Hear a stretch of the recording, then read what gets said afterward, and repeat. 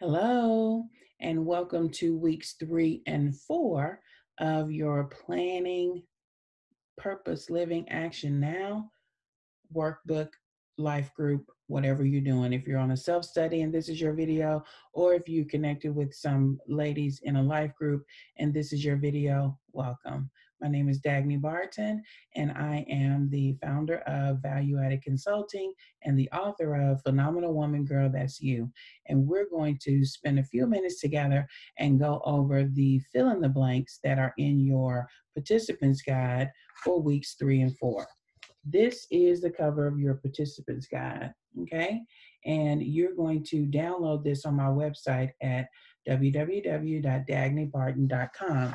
You're going to click on resources and then download for free the workbook that goes along with the life group, okay? Then, as you are progressing through the life group, this book is going to give you all of the tools that you need for discussion, for self study, however you're utilizing it to be able to get through the material and come up with the plan that God has for you. Purpose living, action, win now.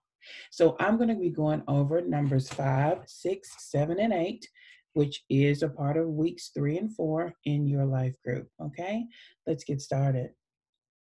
Number 5, if we need a review from last week, number 1 was my plan. Number 2 was my plate. Number 3 was my push. And number 4, my partner. Okay, so we're on number 5. Number 5, my picture in practice. My picture in practice. Now, what this means is, what will a typical day look like when you reach your goal? What will your life look like on a typical day when you get to what you're planning for? Okay. When you have that picture in your mind, when you have that picture in place, when you can visualize yourself there, and there is at the completion of you reaching this goal.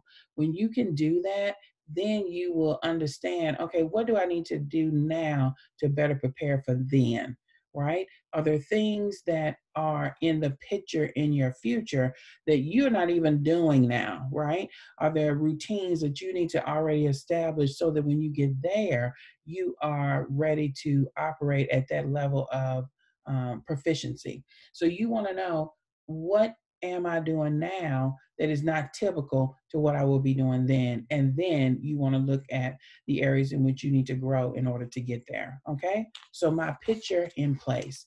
You need to get a visual. Number 6, my people, my people, my peeps. Make it public. Let someone know what you're doing. Share your plan with someone. When I was wanting to write my book back in 2017, I posted on Facebook all these lofty goals, what I was about to do. An entire year came around to show me that I, in fact, hadn't done any of those things. And that was a push that I needed to be able to say, okay, Facebook, you're not going to make a lie to me another year. And I got on it.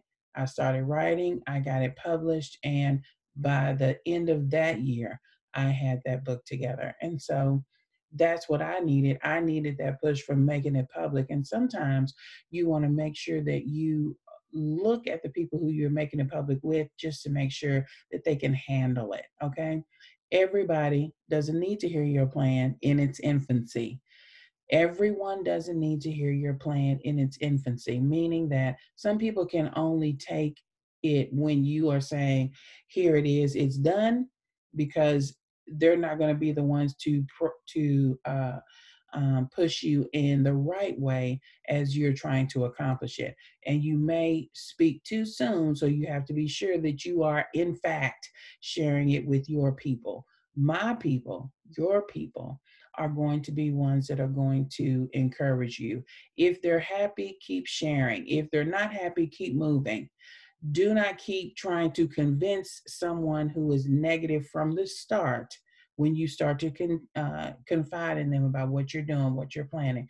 Do not try to convince them continually about what you already know in your heart that you are wanting to do. So if they're not happy, just keep moving. That doesn't mean they're not your friend. That doesn't mean you don't need to continue with them. However, that does mean that your plan needs to stay between you and God, or you and somebody else that is a part of your people, your village, until such time as you manifest, right? And don't share with those who are not celebrating you making progress. And so, and by that I mean, as you are continually going up the ladder, watch who is parroting or commenting on when you are making strides, and those that are commenting on when you are falling back. If you have a 2 steps back day and you communicate that, and the answers and response you get is, oh girl, I thought that was too much anyway, then maybe that's not your people. And so it's really important that you understand who your people are, and then you start to share what you're doing. You know who those champions are, you know who you can count on. And this is the perfect opportunity for you to share something that you're doing, because you never know who they know who can open up a door for you in some area that will make this path easier for you. So share your plan with your what people. Number 7, my pitfalls plan. My pitfalls plan. Yes, there will be pitfalls. And yes, you need to plan for them. And I'm not saying go into it with gloom and doom about what could go wrong. What I'm saying is the obstacles, what are the obstacles that you can plan for? If you know that this is going to be a budget issue for you, and that's a possible pitfall, then instead of flying out there, knowing that that might be something that's going to hit you when you come to the second quarter of this year, plan for that second quarter so that when you get there, you had a plan for this possible pitfall, right? And by planning for them or thinking through them and then coming up with a plan for them, it causes them not to look so insurmountable. Don't make a plan to fail or to stop, make a plan to conquer it. And you do that by giving it to God. The thing that is in front of you that you see as a mountain, as an obstacle, as a possible hindrance, that's the stuff to talk to God about, right? Because nothing is too hard for him.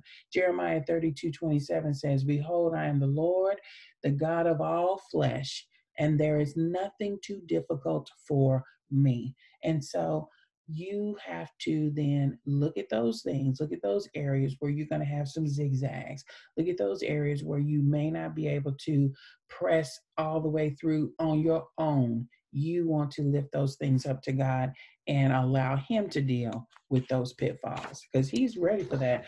Additionally, you know who else is ready for the pitfalls? The enemy. And so he's planning pitfalls you're not going to even think of. So therefore, the things that you can think through and can give to God, do that, okay? So that you can allow yourself to just get into the mode of getting having little small victories as you deal and overcome different pitfalls. Okay. So, number 7, my pitfalls plan. And lastly, number 8 is my playlist. Get yourself 5 to 10 songs that you're going to put on a playlist, and you can shuffle to give yourself a booster. You know those songs that just encourage you, that just lift you up, that just get you in that mood, to worship God or to praise him, or to and it may not be a gospel song necessarily. It may just be a good empowerment song that just gets you going. Whatever it is, get yourself a little playlist so that it's a ready go-to. You can get a free playlist on Spotify. You can create a playlist of all of your faves that just run down. If I hear these 6 songs every day, I'm going to be good as I'm working through this plan. Whatever your songs are, then you want to allow those things to be in a playlist, easy accessible for you to get to. Okay, so that's numbers for um, 5 through 8 for this week. And so as you continually to go to the back of the book for the appendix that's in the participants guide, that's going to drive how you use the phenomenal woman girl that's you text, because we're in the second quarter now, reading the second quarter, then those appendix items will correlate to the second quarter in the book. Okay. All right. So you did so great.